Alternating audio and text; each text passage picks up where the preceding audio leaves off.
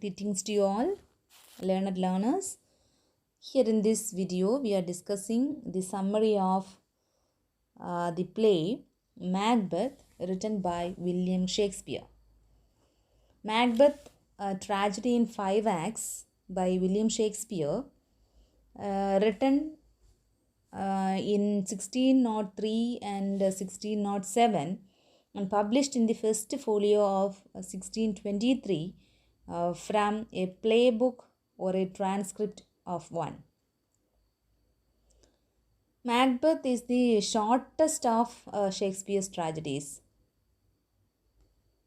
At the very beginning of the play, three sinister witches appear on the heath and speak about meeting Macbeth. It chronicles Macbeth's seizing of power and subsequent destruction, both his rise and his fall, the result of blind ambition. Then the scene shifts to a military camp where you will see Duncan, the King of Scotland, his son Malcolm, hear about Macbeth and Banquo's bravery and mettle in defending Scotland against two invading forces. The Irish, led by traitor Magdenwold, and the Norwegians, assisted by the treasonous Thane of Cawdor. Now that the first part of the prophecy has proven true, Macbeth wonders whether it is also true that he may someday become king. Macbeth writes to his wife, Lady Macbeth, and tells her what has happened with him.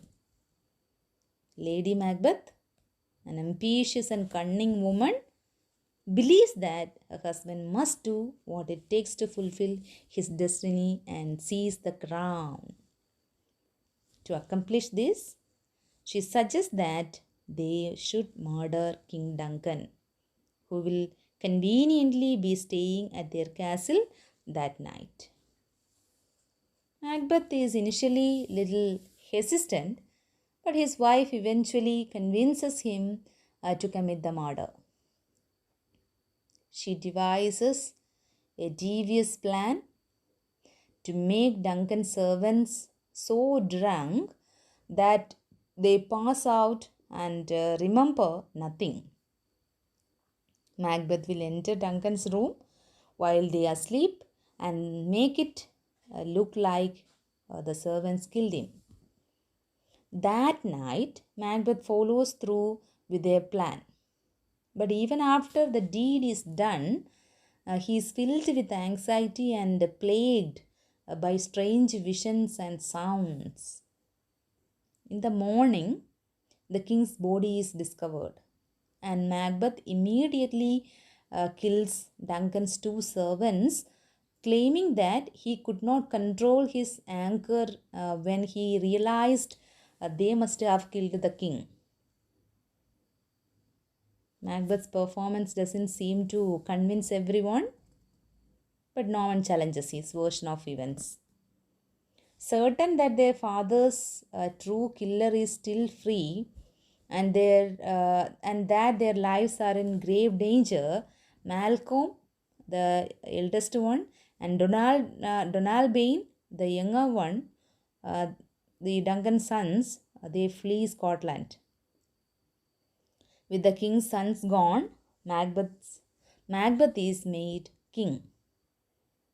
Paranoid and eager to keep his crown, Macbeth angrily recalls the witch's prophecy that Banquo's descendants, not Macbeth's, will be the king. That was the second tradition.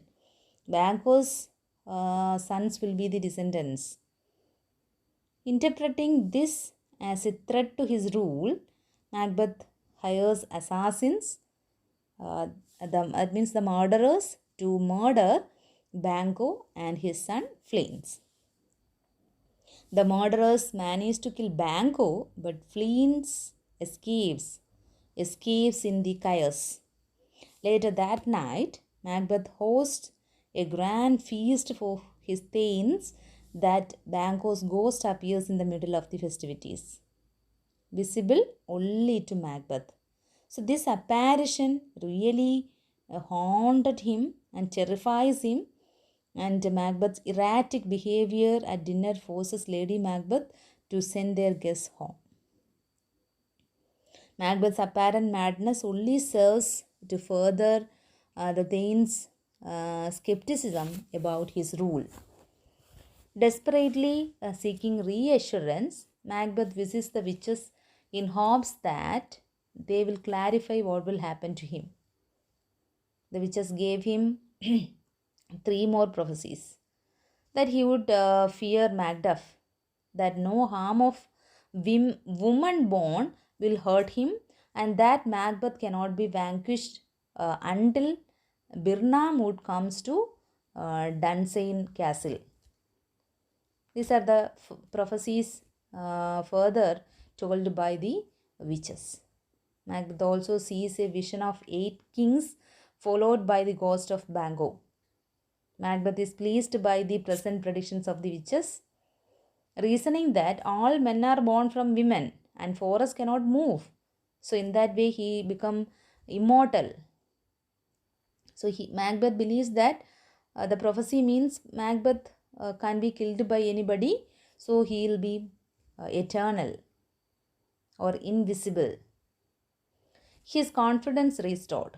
Macbeth is determined to eliminate Macduff, a lord whom Macbeth suspects of his disloyalty. When Macbeth learns that Macduff has fled to England and joined Duncan's son Malcolm, he regrets not having taken action sooner. Cruelly, though he knows Macduff is not there, Macbeth orders his murderers to attack Macduff's castle and kill everyone inside, including Macduff's wife, Lady Macduff, and her young son. Macduff meets Malcolm in England, where Malcolm has been raising an army to take back the Scottish throne. Macduff is enraged by the news of his family's death and vows to get his revenge upon Macbeth. They agree to head back to Scotland, where an additional 10,000 men are gathering to take on Macbeth, who is considered by then as a very cruel tyrant by the subjects of Scotland. As Macbeth prepares to defend his rule, Lady Macbeth begins to lose her sanity. She, apparently unable to cope up with her role in murdering Duncan and the atrocities her husband has committed since. She sleepwalks around the castle trying to clean her hands, which she imagines are permanently stained with blood. As the armies approach Dunsinane Castle to battle, Macbeth is informed that his wife has killed herself. Lady Macbeth committed suicide. Shocked by his wife's death, Macbeth briefly despairs, commenting on the futility and meaninglessness of life. Even in this despondent state, Macbeth remains confident in the witch's prophecies. What was that? No a man of a woman born will hurt him. That was the prediction. So he believed that he cannot be defeated. His confidence is shaken when a messenger tells Macbeth that Birnam Wood is moving toward his castle. Malcolm has told his men to cover themselves with branches as they march to prevent Macbeth from gauging the seas of their forces. This tactic creates an illusion that the forest is creeping closer. Macbeth throws himself into the battle, where he fights fiercely even as his forces are overwhelmed by Malcolm's army. Macduff spots Macbeth and attacks him, determined to seek his revenge.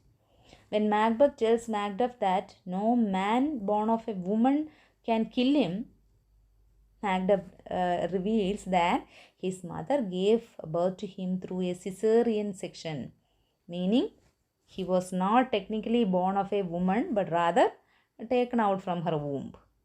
Despite realizing that the witches have tricked him, Macbeth continues to fight. In the end, Macduff proves victorious and beheads Macbeth. With the battle over and the tyrant king slain, Malcolm takes his place as the rightful king of Scotland. That is how the drama ends. Thank you for listening. Hope you have understood. Keep watching my video. Thank you.